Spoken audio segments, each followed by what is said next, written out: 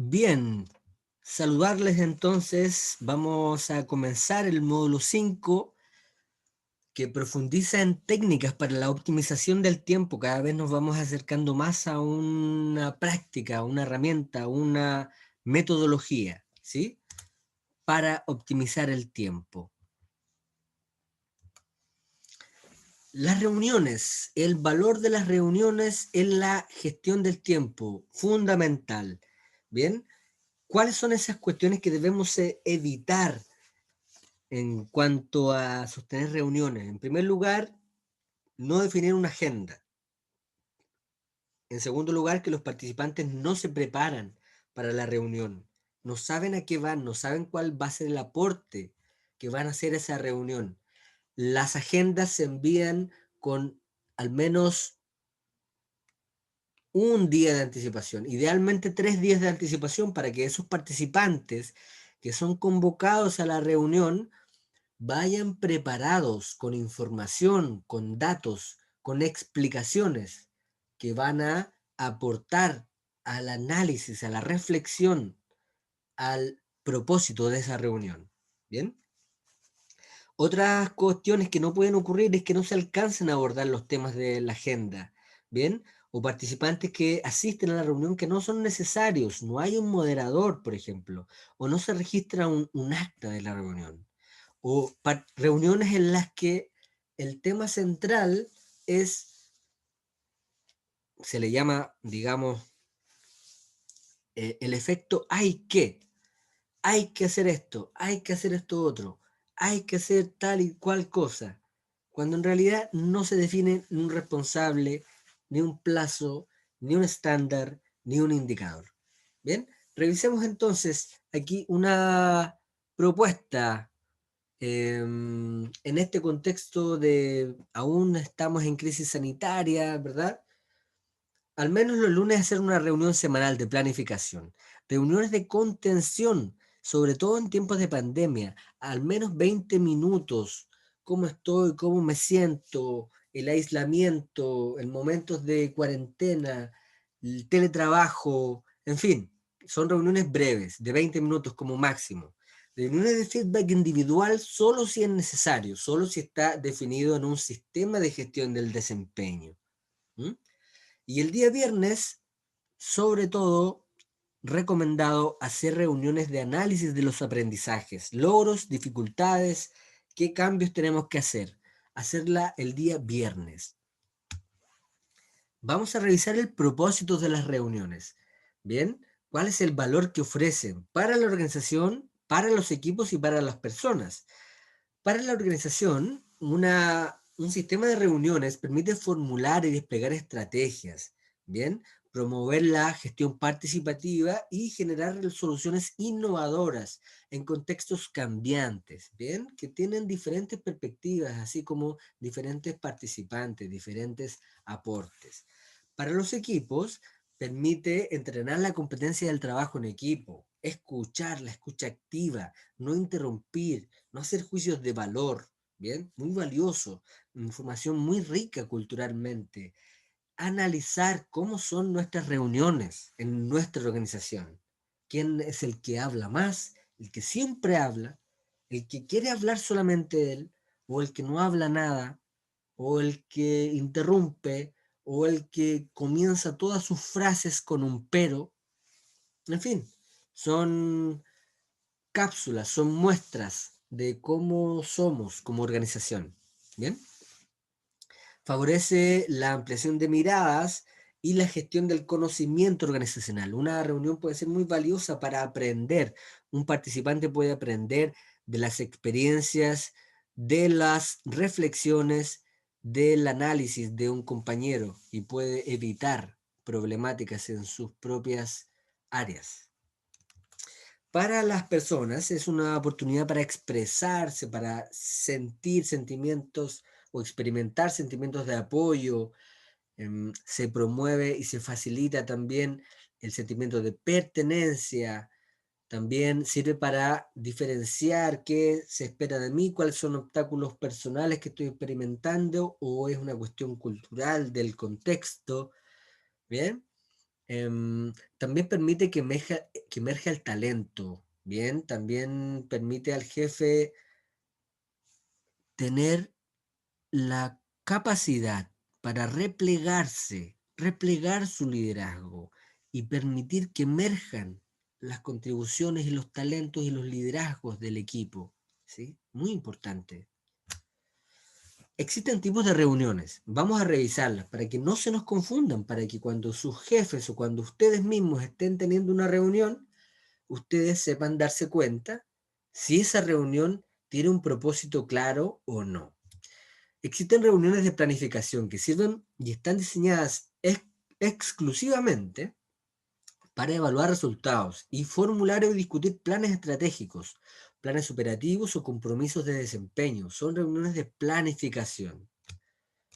También existen reuniones de control de gestión, muy diferentes a las reuniones de planificación. Son reuniones que sirven para monitorear sistemáticamente planes y actividades mensuales, semanales y diarias incluso. Bien, se comparten datos, números, estadísticas para darnos cuenta de la evolución, para controlar la gestión. No es para planificar. Son reuniones de información, aquellas en las que se da a conocer una información o una decisión. Permiten desmentir rumores, ¿verdad? Comentarios de pasillo. También sirven para anunciar cambios. Permiten dar instrucciones a un equipo, adoptar un procedimiento, informar, formalizar un plan o un proyecto. Distintas a las reuniones de planificación y control de gestión. Participación o negociación. Son esas reuniones que permiten analizar o resolver un asunto. Aquí se acuerdan responsabilidades, se fijan o se modifican estándares, se negocian plazos, ¿bien? Permiten analizar un tema de interés y llegar a conclusiones aceptadas por todos, ¿bien? Aquí se participa, se invita a la reflexión y a la opinión, ¿ok? Las reuniones consultivas permiten diagnosticar un problema, conocer reacciones ante un cambio, escuchar sugerencias y alternativas de solución. Bien, se recaba información, recaba antecedentes para analizar un conflicto, se analizan las distintas opciones. No se define, no se planifica, no se controla.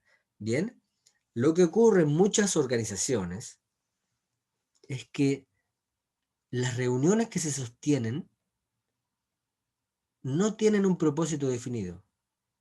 En una misma reunión se planifica, se controla la gestión y además se invita a la participación o además se informa o se diagnostica un problema. Entonces es un enredo de propósitos que hace que la reunión pierda su capacidad, su efectividad. ¿Bien?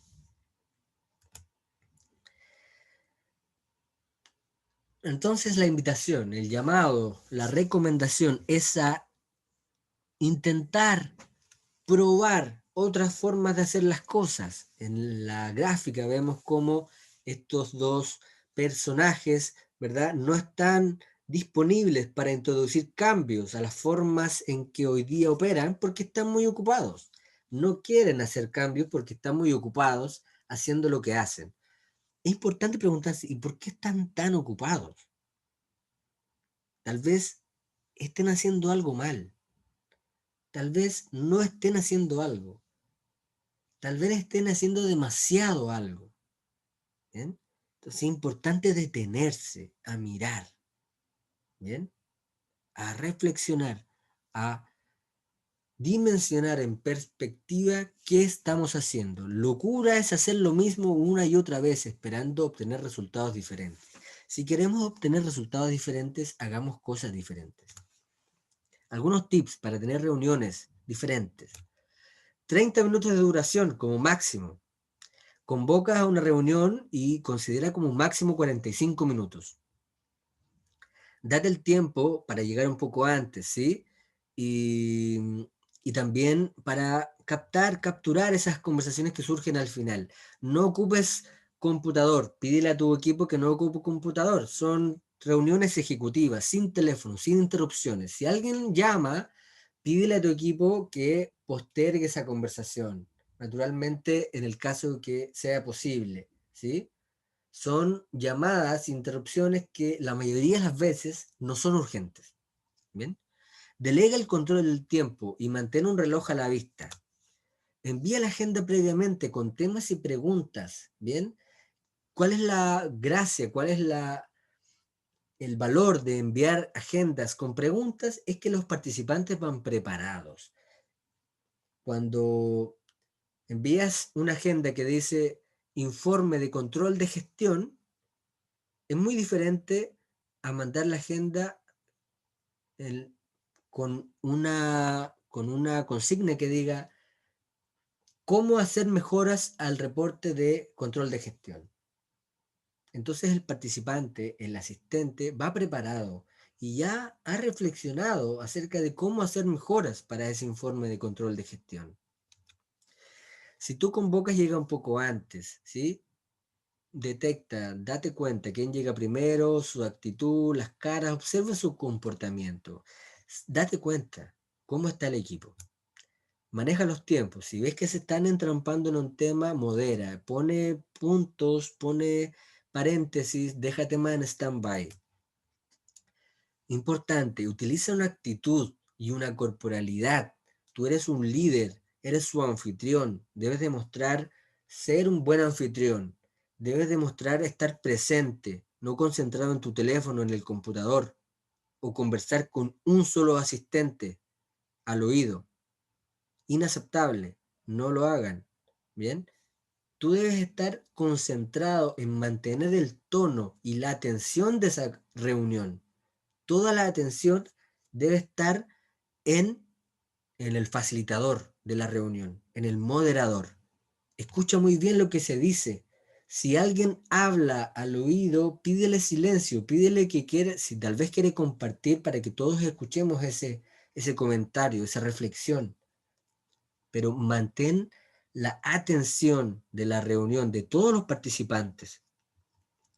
Energía y velocidad, muy distinto a ansiedad de apuro. Mantén un dinamismo, mantén una velocidad, ¿verdad? Una energía, pero que no se convierta en ansiedad o en apuro. Bien, puedes pedir feedback, puedes preguntarle a personas de tu equipo qué les pareció la reunión, cómo te ven a ti como facilitador, como moderador, como líder. Cuida la agenda. La agenda debe cumplirse, completarse, ¿sí? Si se define media hora o 45 minutos para un listado de 5 puntos, los 5 puntos se abordan, ¿bien? No nos quedamos en el punto número 1 porque fue difícil abordarlo, ¿bien? Si me doy cuenta que me estoy entrampando, paso al siguiente.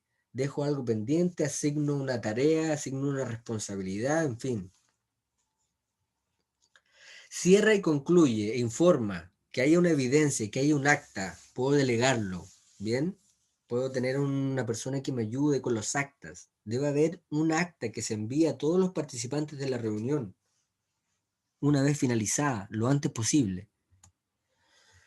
¿Cómo gestionar eficientemente el correo electrónico? Aquí algunas recomendaciones muy interesantes. Primero, define franjas horarias estipuladas para revisar tu correo. No se revisa todo el día ni a cada momento. Dos, elige el momento adecuado. Determina de acuerdo a tus cualidades personales, a tu rol, a tu organización, al proyecto que estás involucrado, en qué momento revisar el correo. No deben abrirse todos los correos a la vez. Abre uno y respóndelo. O abre uno y realiza la gestión que tienes que hacer antes de avanzar al siguiente. Clasifícalo en carpetas. Pide ayuda, busca un tutorial, revisa un video en YouTube, pregúntale a una persona con más experiencia cómo hacerlo. Elabora carpetas especiales para elementos críticos, prioritarios. Sé claro y conciso. Date cuenta, el email es una herramienta que llama a ser muy claro y preciso en lo que quieres decir. Sirve para eso, ¿bien? Para formalizar. No es literatura, no, no es una cuestión para detenerse a leer un email en media hora. Debe ser un email preciso. Puedes revisar el spam o no. En algunas ocasiones correos importantes pueden caer en la bandeja spam. Puedes elegir un momento de la semana para revisarlo. Vamos a revisar algunas técnicas o algunas consideraciones para optimizar tu tiempo. Es muy importante tener tiempo creativo, ¿bien? Se promueve la capacidad para vivir en el aquí y ahora, en el presente. Ayuda a conectar con ese sentido de libertad personal, de serenidad, de alegría, de dinamismo, ¿bien? No necesariamente la persona que está más ocupada es la persona que maneja mejor su tiempo, ¿bien? Prepárate para mañana y realiza hoy día un uso creativo del tiempo. Date un permiso, ¿sí?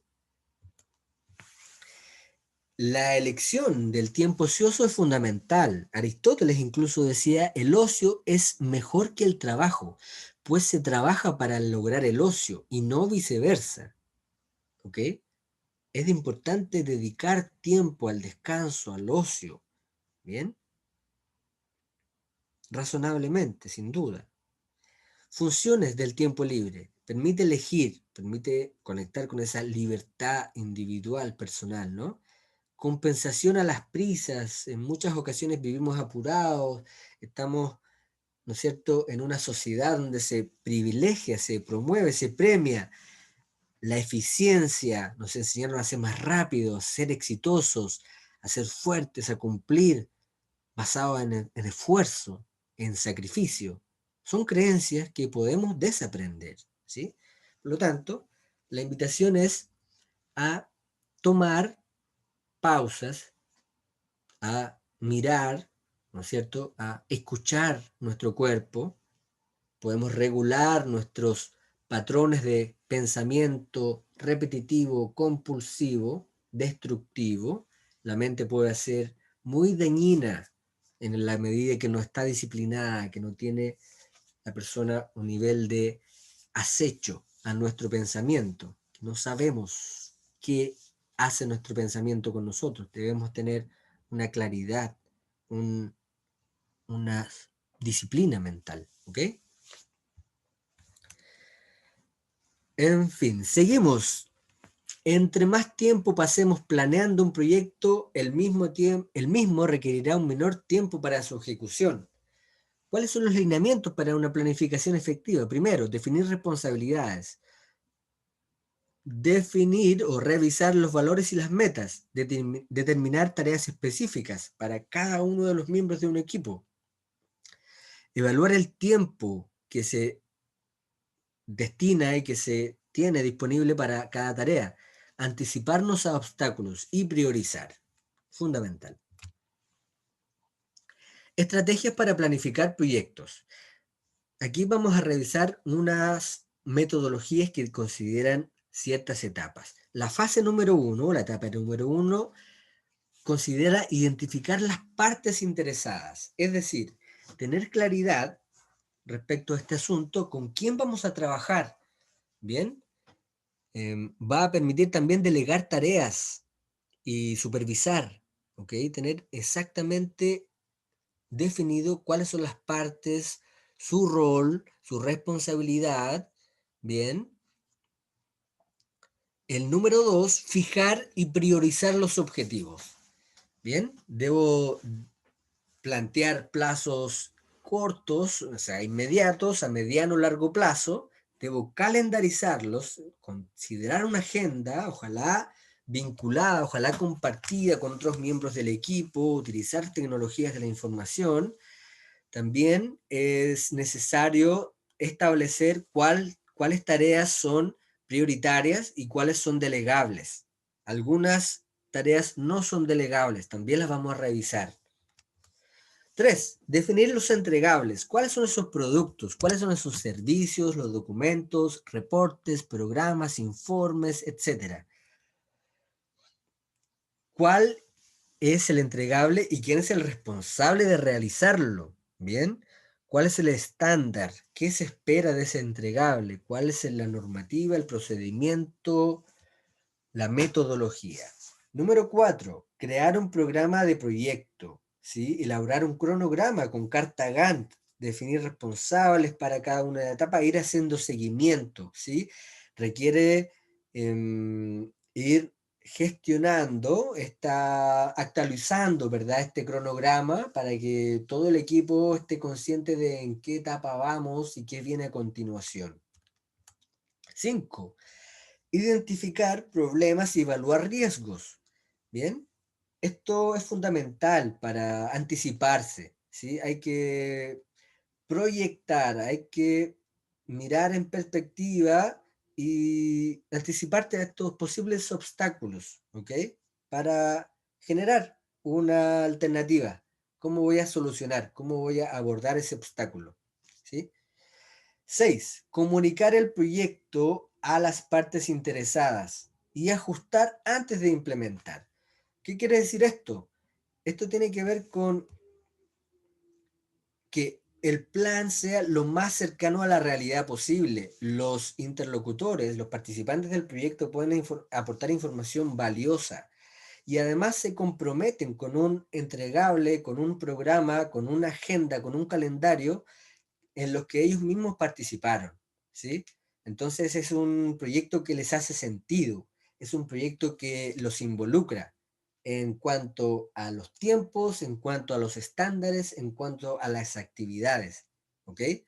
Entonces, muy importante comunicar el proyecto a las partes interesadas, hacer ajustes antes de lanzarlo, antes de iniciar el plan y el proyecto. Técnicas para formular objetivos. Bien, lo revisamos también en su momento. Llegamos a la etapa de identificar el verbo. Bien, siempre los objetivos parten por un verbo. Elaborar, diseñar, construir, planificar, generar. ¿Sí? Son verbos que están en infinitivo. Ya vamos a ver la estructura gramatical. Pregúntese, ¿qué es lo que busco hacer? ¿Qué es lo que busco lograr? ¿Qué busco conocer? ¿Sí? ¿Para qué se hace? ¿Para qué? Pregúntese cuál es el propósito de esa cosa que usted definió en el punto anterior. Y el plazo, debe tener un plazo establecido, fundamental. Bien, entonces lo fundamental es establecer los tipos de metas. Hay metas a corto plazo, metas intermedias o metas a largo plazo. Cuando hablamos de la complejidad estratégica de una función, son aquellas funciones, tareas, responsabilidades laborales que son de largo plazo. ¿Bien? Mientras más larga es una tarea, una función, más estratégica es, más compleja puede llegar a ser. Funciones de un director, de un presidente, de un gerente, son metas de largo plazo. ¿Bien? Son funciones de largo plazo, por lo tanto estratégicas, más complejas. Cuando yo tengo tareas intermedias de mediano plazo, una función mía puede durar una semana, puede durar un mes, puede durar 2 meses un proyecto, puede durar 6 meses hasta un año, ¿sí? Son metas intermedias, de mediano plazo. Y cuando tengo metas a corto plazo, son metas y mis resultados están relacionados con eventos y acciones entregables, procesos, actividades que surgen cotidianamente. Son resultados inmediatos, diarios o semanales, ¿sí? Mis funciones las puedo cumplir en un día o en una semana. Entonces, un objetivo es un propósito que enuncia lo que se quiere lograr, es decir, indica en el punto de llegada establecido, predefinido y deseado. Antes de que eso ocurra, yo lo defino, ¿sí? Esa es la condición, esa es la consideración fundamental de un objetivo. Ahora, ¿cómo se conforman? Los objetivos están compuestos por tres partes. En primer lugar, comienzan señalando un verbo en infinitivo, ya lo comentamos, ¿no? Es generar, dibujar, construir, elaborar, dimensionar, escribir, formular, en fin, son verbos en infinitivo. En segundo lugar, la segunda parte de la estructura es un contenido o una cosa. Bien, voy a formular un objetivo, una cosa, hay un contenido. Un verbo, formular, y el contenido, un objetivo. Luego, el tercer componente es el para qué, ¿no? Un para qué. ¿Para qué voy a formular un objetivo? Para asegurar el cumplimiento de los planes de trabajo, para asegurar el cumplimiento de las metas del CESFAM, en fin. Cuando tengo esas tres dimensiones, puedo asegurarme que está bien formulado mi objetivo. Entonces voy a hacer unos ejercicios, voy a practicar, voy a hacer funciones, voy a definir y elaborar, formular las funciones de mi cargo. Si es que no los tengo claro, voy a aprovechar de elaborarlos. O los voy a formular, voy a cambiar el lenguaje, tal vez los tengo más o menos claro, pero voy a asegurarme que los puedo plasmar en esta estructura gramatical. Y además, voy a hacerlo con los miembros de mi equipo, o con un miembro de mi equipo, tal vez, o con un propósito que tenga para el año, para este cierre de año, o para el próximo año. Puedo usarlo en mi ámbito personal, en mi ámbito familiar, en mi ámbito sentimental incluso. Esta metodología sirve para distintas dimensiones. La clave es que nos permite plantear y formular objetivos específicos. Aumenta la probabilidad de alcanzarlos. Bien, acá vamos a observar una metodología que se llama SMART por las iniciales, ¿verdad? De estos conceptos. Permite que podamos elaborar objetivos inteligentes, ¿no? En su traducción al inglés. Son objetivos específicos, ¿bien? Debe especificarse muy bien. También debe medirse, debe tener la capacidad para determinar si esto se está alcanzando o no. Por lo tanto, debe ser un objetivo alcanzable, que sea razonable dentro del contexto en el que se está planteando. Además, debe ser realista, debe ser relevante para la organización. Y además, debe estar acotado en el tiempo. Se debe definir en qué momento, en qué plazo se va a alcanzar. Bien, con estos lineamientos, con estas, digamos, planteamientos metodológicos, los objetivos que ustedes formulen van a ser mucho más efectivos.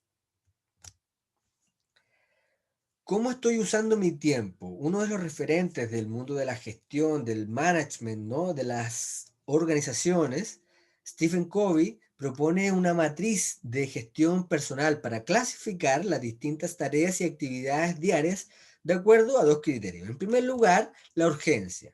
Cuando hablamos de urgencia nos referimos a aquellas actividades que requieren de una acción inmediata. Y cuando hablamos de importancia, hablamos de aquellas actividades que tienen que ver con los resultados. Alec McKinsey nos dice, lo urgente envuelve al administrador. Sin embargo, la tarea más urgente no siempre es la más importante. La tiranía de lo urgente recae en la distorsión de las prioridades. Es una cuestión común que los administradores, los gerentes, los profesionales concentran todo su tiempo en tareas urgentes, cuando las tareas urgentes no siempre son las más importantes. Vamos a profundizar en esto. Vamos a diferenciar entre lo importante y lo urgente. En esta matriz vemos, en esta primera dimensión, lo urgente y lo no urgente. Imaginémonos como una matriz, ¿verdad? De doble entrada, donde lo no urgente está el nivel 0, que va avanzando de derecha a izquierda, desde el 0 hasta el 100, donde encontramos lo urgente. Y en esta otra variable, ¿verdad? Está lo no importante y lo importante. Y imaginemos el 0 en este gráfico, en esta matriz de doble entrada, en la parte de abajo de la pantalla, ¿verdad? El lado izquierdo de la pantalla, no importante, el 0, que va subiendo en la medida que se acerca a lo importante. Cuando hacemos el cruce de lo urgente y lo importante, nos encontramos con tareas prioritarias, ¿bien? En- lo que significa que están contempladas en los objetivos, son importantes, pero por falta de planificación o imprevistos de última hora, son urgentes y no se pueden demorar en absoluto. Son tareas urgentes e importantes. Debemos hacerlas ahora. Hay tareas urgentes, pero que no son importantes, ¿sí? Son tareas que han de ser realizadas ahora, ya, pero que no son importantes, puesto que su realización no aporta valor en el cumplimiento de los objetivos de la organización, de mi cargo, de mi área, en fin. También podemos encontrar el cruce entre las variables no urgentes y no importantes. Es decir, son tareas que no son ni importantes ni urgentes para el cumplimiento de los objetivos. ¿Ok? Delicado que una organización o un profesional pierda de vista estos. Cuando nos encontramos con tareas no urgentes e importantes, son tareas contempladas como parte del objetivo, las cuales se han sabido o podido planificar correctamente, con lo cual se pueden realizar con perspectiva. Son tareas importantes, pero que tenemos el tiempo suficiente para realizarlas, ¿bien? No nos urge. Entonces, vamos a ver que una persona, un área, un gerente, una organización, un CESFAM que se concentra en actividades urgentes e importantes, va a experimentar crisis, problemas de presión, proyectos que están siempre con fechas al tope y los resultados que va a generar, las consecuencias son altos niveles de estrés, de agotamiento, una administración, una gerencia basada en la crisis y siempre van a estar apagando incendios. ¿Bien? ¿Qué ocurre cuando una organización, una persona, se concentra en tareas no importantes y urgentes? Vamos a estar expuestos a interrupciones, a llamadas, ¿verdad? Correos electrónicos, algunas entrevistas, ¿bien? Estamos realizando tareas que son urgentes, que hay que realizarlas ahora, pero que no son importantes. Algún informe de rutina, alguna reunión imprevista, algunas actividades sociales, ¿verdad? ¿Qué va a significar esto? ¿Qué consecuencias otorga? Es que vamos a concentrarnos en un enfoque de corto plazo, ¿bien? No hay una visión de futuro, no hay una toma de perspectiva. Siempre somos víctimas de las circunstancias. Nos estamos enfocando en cuestiones urgentes, pero que no son importantes. ¿Qué ocurre cuando, además de concentrarnos en cuestiones no importantes, tampoco son urgentes? ¿Bien? Podemos encontrarnos en trivialidades realmente, son llamadas, pérdida de tiempo, incluso actividades placenteras en medio de jornadas laborales. ¿Qué va a significar esto? Una cultura de irresponsabilidad, despido en algunas organizaciones, dependencia, ¿bien? Son reuniones innecesarias, mal preparadas, realmente un riesgo para cualquier organización concentrarse en actividades no urgentes y no importantes. Dejamos para el final lo central, lo ideal, que es concentrarnos en actividades no urgentes, ¿bien? Pero sí importantes, ¿bien? Para esto se requiere perspectiva, desarrollo de una visión, de una misión, reflexionar, definir, declarar cuáles son nuestros valores, una planificación, una construcción de relaciones sólidas, ¿verdad? Un liderazgo, un equipo, una detección de nuevas oportunidades, asegurar las competencias del equipo. Nos va a permitir esto manejarnos con un nivel de balance, con un nivel de disciplina, tomar, tomar la iniciativa, ¿verdad? Introducir mejoras, innovación, aumentar la calidad de los procesos, aumentar la calidad de mis productos, de mis servicios, en fin, muy importante. Hacer este ejercicio, ¿sí? Con sus equipos, háganlo ustedes con sus actividades, con sus equipos y establezcan cuáles son esas actividades urgentes, cuáles son las importantes y cuáles son no importantes y no urgentes. ¿Ok? Establezcan, prioricen, hagan este ejercicio con sus equipos. También lo encuentran en la guía de trabajo personal del módulo 5. ¿Ok? Técnicas para la optimización del tiempo. Muchas gracias. Vamos acercándonos ya al capítulo o al módulo 8. El próximo módulo es el módulo número 6, técnicas para el desarrollo de la agenda personal. Hasta luego.